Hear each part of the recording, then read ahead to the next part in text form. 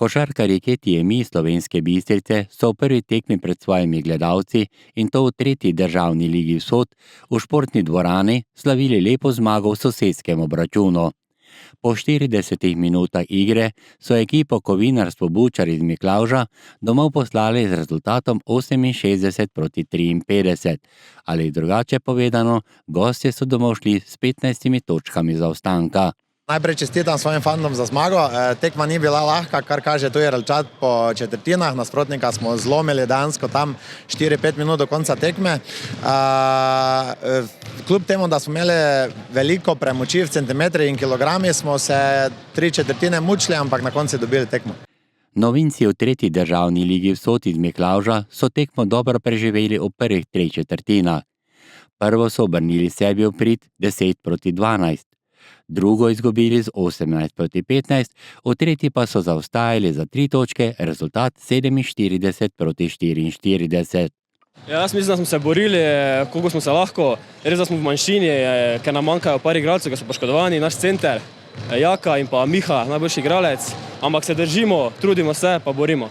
Zmago pa so si gostitelji z razliko 15 točk priigrali prav v zadnjih 10 minutah igre. Lončarič je z 2 točkama odprl zadnjo četrtino, rezultat 49-44. Nato je bil na semaforju rezultat 52-44. Zasluge gredo kapetanu Pešaku in Aljažu Toplišku.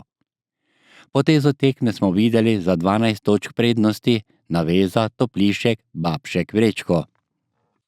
Prednost 12 točke nato z 2 trojkama prepolovil Nejc Kurnik, 56-50 je bilo, z 20 točkami pa je bil tudi najboljši v gostujoči zasedbi.